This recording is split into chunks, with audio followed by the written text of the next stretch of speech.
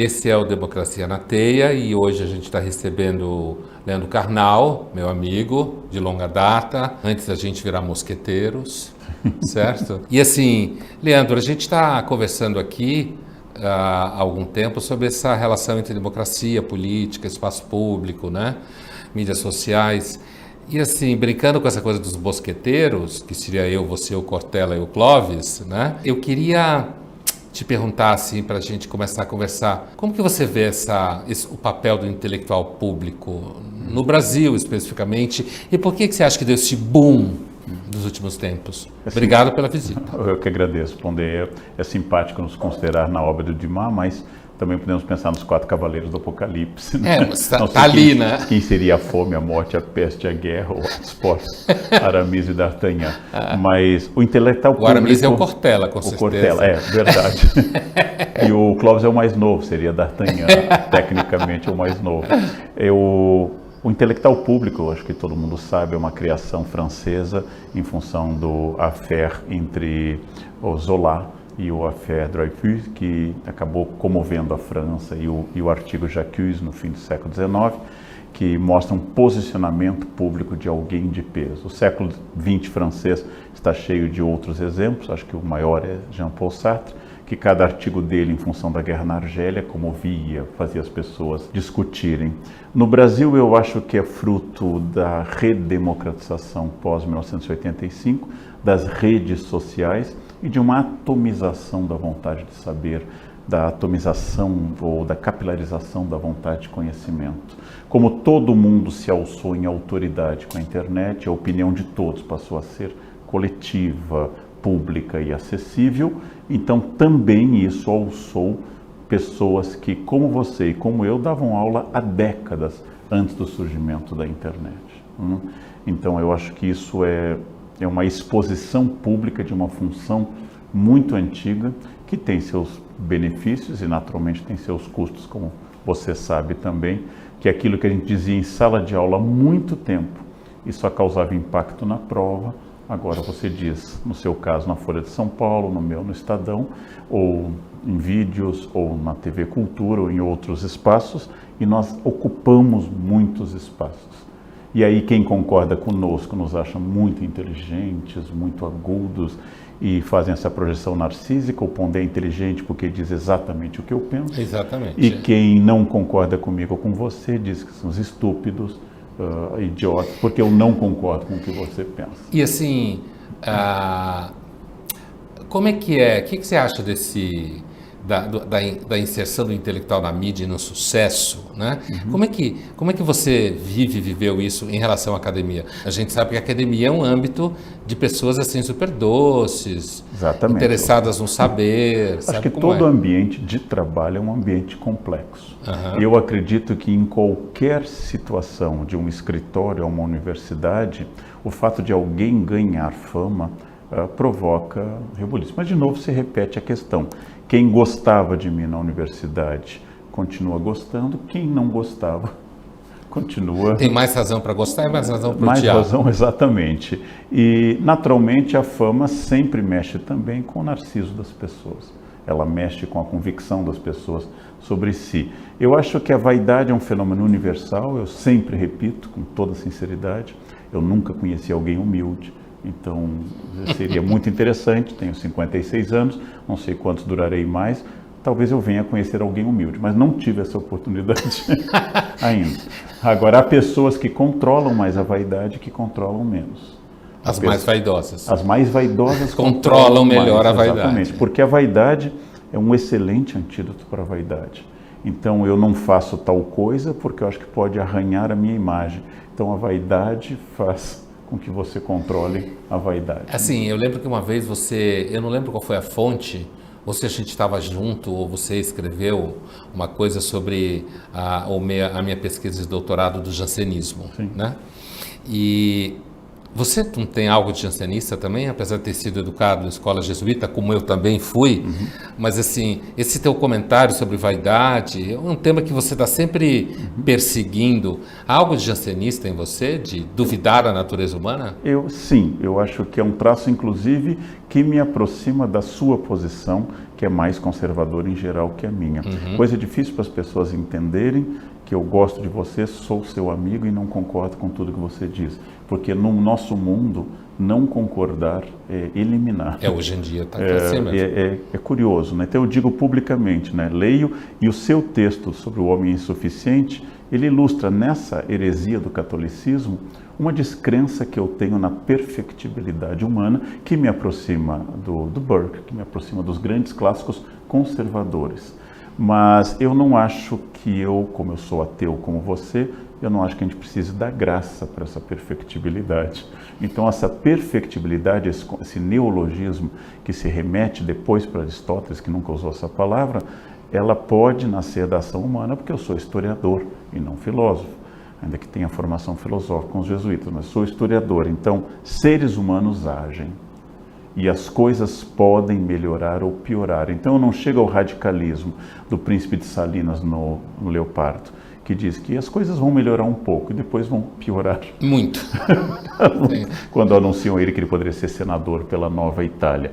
Eu acho, por exemplo, que a situação da mulher e o combate ao racismo hoje está melhor do que há 100 anos. Sim, sem Acho dúvida. que sim. E isso não foi fruto de uma graça infusiva extraordinária, isso não foi fruto de um acidente celeste, isso foi fruto de ação concreta de pessoas que lutaram para isso, consagraram na lei ou nos costumes, na prática ou nos desejos, que uma mulher, por exemplo, hoje possa se divorciar, casar de novo e não seja um peso como era antes da aprovação, por exemplo, do desquite no fim da década de 70 ou do divórcio depois. Eu lembro, no final dos anos 70, quando alguém falava assim, fulana é desquitada. Isso tinha um significado entre os adultos lá, de que agora ela estava disponível para sexo. As outras mulheres se afastavam dela, né? Porque achavam que os maridos iam começar a querer sair com elas. Quando eu fui criança em uma cidade pequena do interior gaúcho, conservadora, e de uma família conservadora, e tínhamos apenas uma menina na sala, fruto de pais separados, e quando ela não aprendia polinômio, a explicação dada em público era essa: é óbvio, os pais são separados. A separação dos pais impede o aprendizado do polinômio, em nome de Newton, de cadeia fenol orgânica, porque os pais são separados. Deviam imaginar que existe algum tipo de conturbação, Exatamente, de família instável. Então, todo mundo tinha dificuldades com certos conteúdos, mas ela, quando não aprendia, era dito claramente, né? É óbvio. E não havia possibilidade de você ter sociabilidade com alguém que fosse filho de uma... Era melhor sair na casa de pais que se odiassem, mas estivessem formalmente casados e mantivessem o leito a contragosto. Né? Você uma vez falou que uma das melhores formas de conter o desejo sexual é casando. Exatamente. Você acha que a humanidade devia suspender o casamento? Matematicamente, nós sabemos desde o relatório Kinsey e Master Johnson que o casado tem mais sexo do que o solteiro, apesar da propaganda dizer o contrário. Mas é uma lógica da natureza até o momento, ainda que eu acredite pouco numa natureza humana, mas é uma lógica que a repetição tende a diminuir o entusiasmo. Sim. Então, a primeira vez em Paris não é igual à 10ª vez em Paris. Né? Você começa a ver o trânsito, que a comida não é tão boa. As 90 primeiras relações sexuais com sua esposa não são iguais à que passa do número 1000 ou 1500. Isso é da natureza de tudo. Um carro novo só é novo por um pequeno período de tempo. Voltando a essa coisa do mundo melhora, o mundo não melhora, que eu acho que é uma afirmação, na verdade, nenhum de nós aqui acha que pode-se falar que o mundo melhora, o mundo piora. Quer dizer, você tem regiões, como você citou, racismo e a questão da emancipação feminina como exemplos de que você hoje tem uma condição melhor nessas áreas do que há 100 anos atrás, né?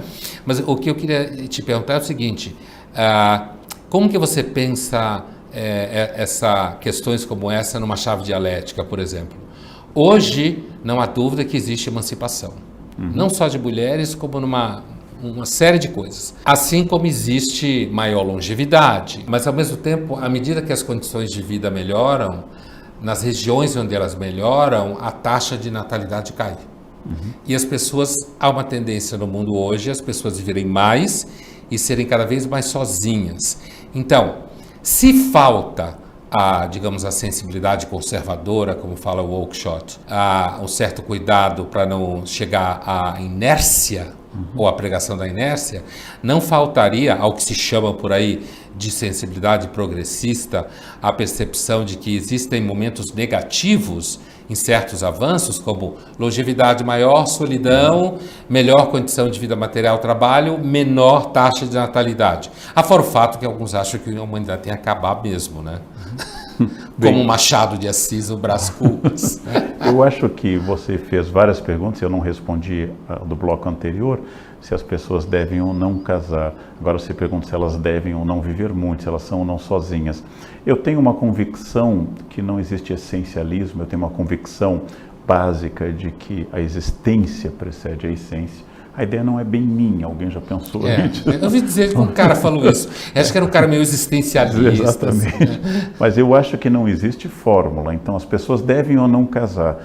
Eu tenho conhecidos francamente felizes no casamento, francamente. E não imagino para eles outro destino que não esse, escolhido por eles. A partir de questões culturais, históricas e pessoais, psicologizantes e sociais. Então há pessoas que casam e são muito felizes. Conheço pessoas que não casam e também são perfeitamente felizes. Então, se você fala de solidão, solidão não é um mal em si. Eu acabei de escrever sobre isso no Dilema do Porco-Espinho. Ficar sozinho não significa ficar triste ou depressivo. Na verdade, a presença de pessoas é também uma indutora de depressão, uma indutora de fenômenos. Então, não existe um modelo. É por isso que eu insisto que para haver um modelo, bem ao modo de Dostoiévski, deveria haver uma mente pensante anterior. Então, como se discute nos Irmãos Karamazov e também em Crime e Castigo, quer dizer, se há um Deus, então a liberdade é um pouco menor, mas se não há um Deus, então nós somos livres para criar o nosso próprio caminho na conversa, no diálogo entre o que eu sou, o que eu posso ser e aquilo que eu não posso deixar, eu não posso ignorar como natureza biológica e assim por diante. É dessa tessitura no qual eu não sou nem onipotente, nem impotente.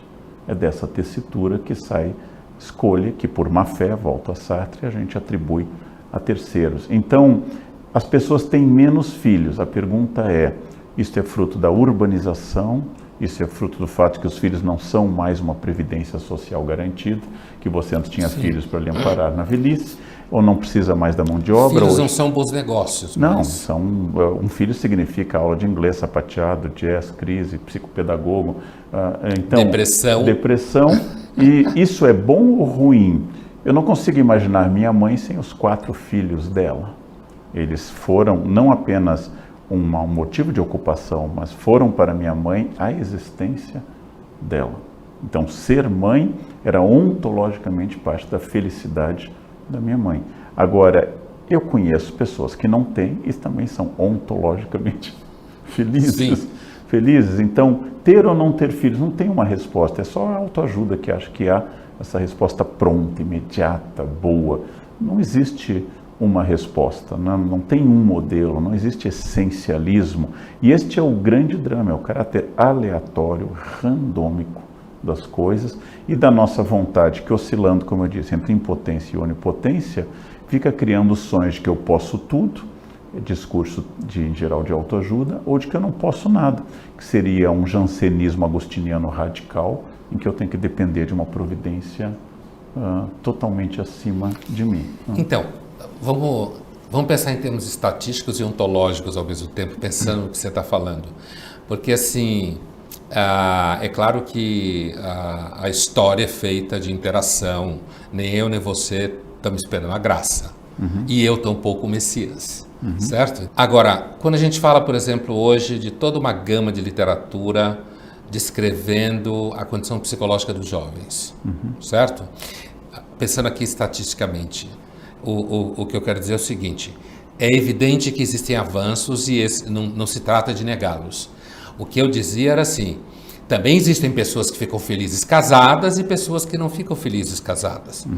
Mas há, pelo menos, uma preocupação do ponto de vista da saúde pública, da psiquiatria pública, de que parece acontecer um certo aumento de medicação entre jovens, uma certa depressão entre jovens, devido ao fato que eles são solitários, classe média para cima, não tem irmãos, os pais são já pessoas que vêm de certo processo de medicação, então isso que eu estou chamando de estatística, quer dizer, existe uma certa estatística que nos chama atenção para o fato de que criamos, decidimos e tomamos decisões, mas isso implica um volume, digamos assim, do ponto de vista epidemiológico, quase, de um aumento dos dados de melancolia e depressão.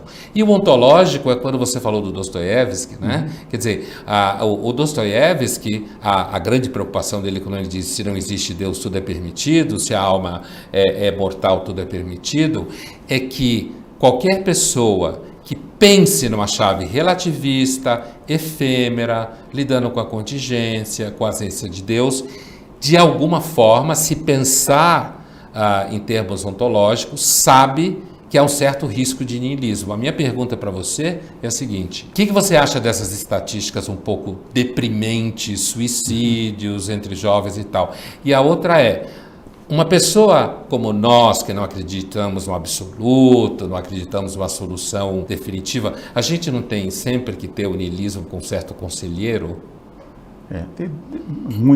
São muito vastas as suas propostas e muito interessantes. Em primeiro lugar, eu creio que o discurso médico, como advertir alguém que você gosta menos do que é o Foucault, o discurso médico, ele estabelece lógicas a partir de determinadas concepções. Em países onde os psiquiatras acreditam em déficit de atenção, existe mais recomendação de Ritalina. Sim. Em países onde os psiquiatras não acreditam no déficit de atenção como tão coletivo ou tão onipresente, receitam menos Ritalina. Existe uma cultura a esse respeito. Hoje há um debate sobre o uso de psicotrópicos, mas psicotrópicos no grau psicodélico, há um debate, estava hoje nos jornais, entre o uso de coisas como a ayahuasca e outros, que tem valor psiquiátrico. E hoje um eminente psiquiatra defende contra o ataque de outros eminentes especialistas. Né? Uma delas foi a minha mulher. Exatamente. Que atacou essa tese. Ou seja, sua mulher não gosta do Santo Daime como recurso freudiano. Mais ou menos isso. Mais ou menos isso. Então, esse caso, eu estou trazendo à tona que o discurso médico é importante e outra questão é sociológica. Então, quando se fala, por exemplo, da atual epidemia de suicídios entre jovens em São Paulo, grave, muito grave, sim, e que não se divulga muito por motivos exatamente para não esse efeito tabu do jornalismo, o que é correto, contagia, parece correto.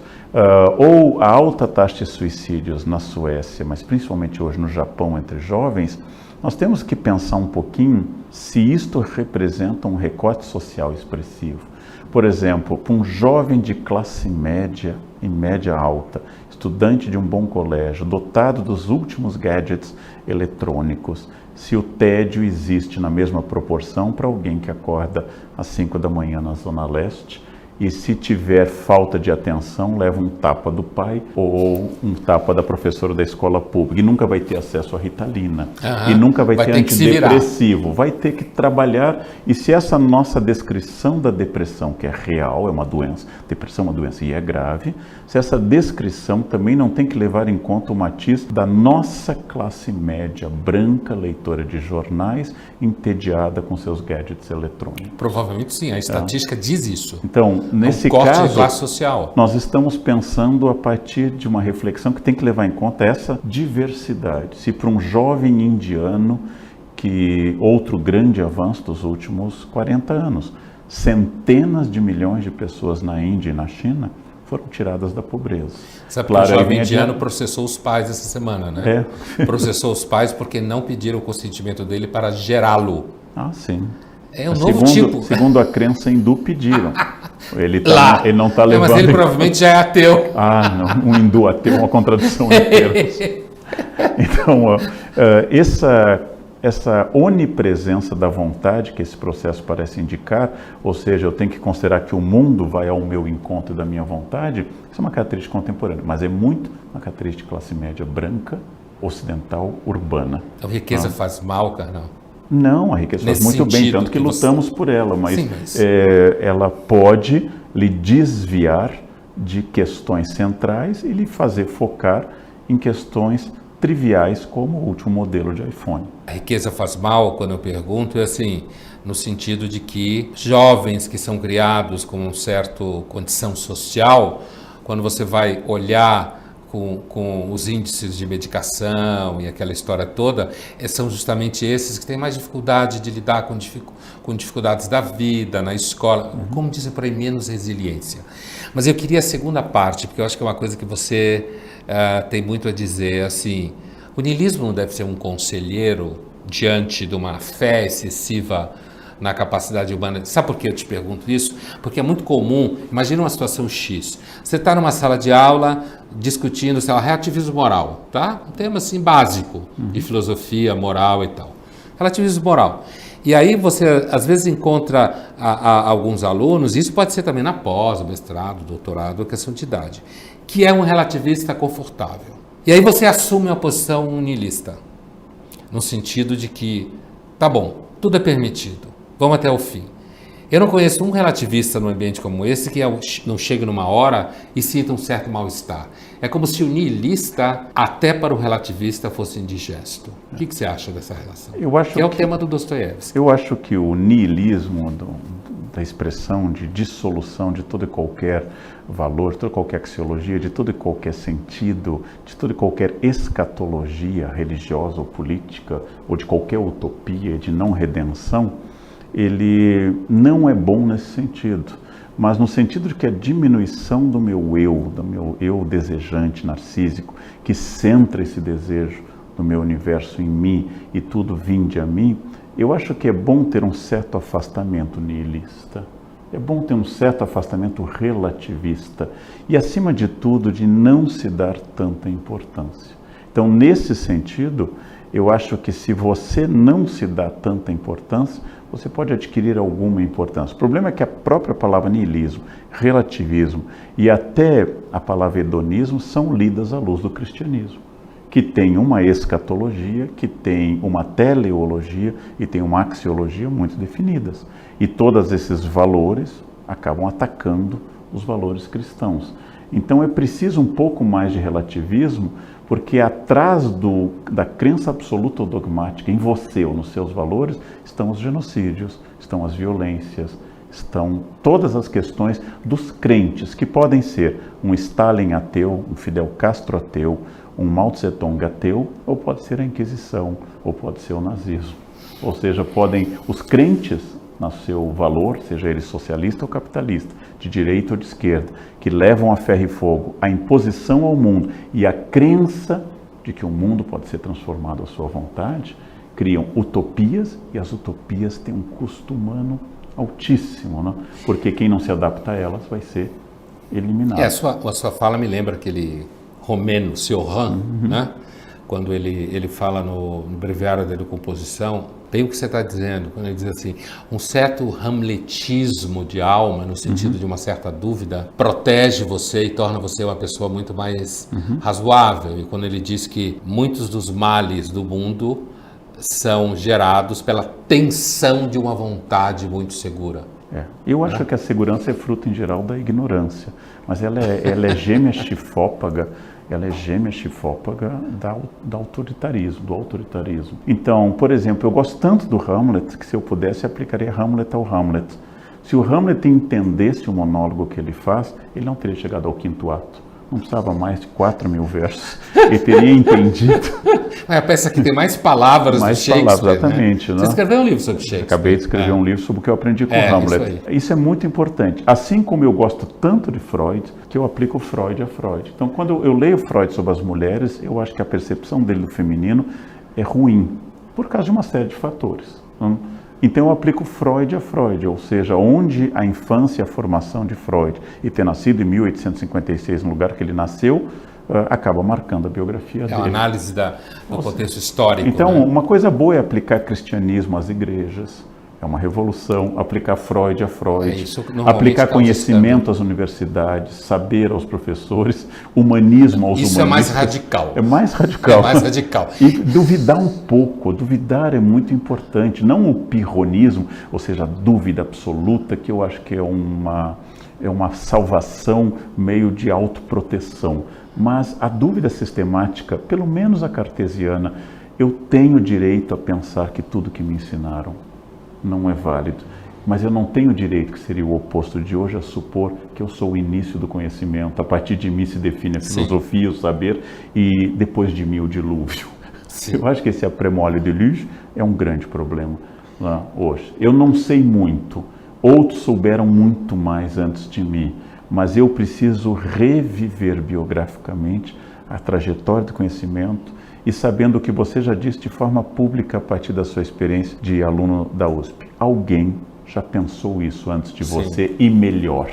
Mas isso não significa que eu tenha pensado. Então eu tenho uma necessidade existencial de passar por essa aprovação, pela dúvida, e a juventude deve ser cética. É um bom momento para ser cético, porque a idade vai te tornando ou acomodado, ou dogmático, ou indiferente. Então, pelo menos na juventude... Apesar de que eu acho que a juventude hoje é menos cética do que outras já foram. Eu também acho. Puritana. Acho. Eu queria voltar ao começo, mas uma outra chave. É assim, eu, você e alguns colegas temos tido a experiência de ir ao mundo corporativo, certo? Intelectuais públicos no mundo corporativo. Você acha que um intelectual público no mundo corporativo tem um papel diferente de alguém que vai ao mundo corporativo motivar as pessoas? Eu acho que sim, e acho fundamental que o conhecimento seja acessível a todos, desde palestras públicas e gratuitas, ou na universidade, ou no mundo corporativo. Mas eu vou lhe dar um exemplo do que eu vivi.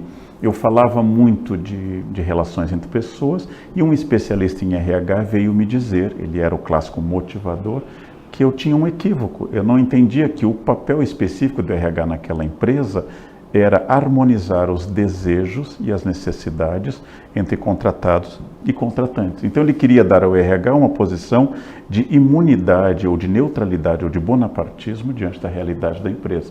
E eu fiz uma pergunta lógica de historiador, pergunta cui bono, a quem interessa? Eu perguntei, e quem lhe contratou, você o neutro?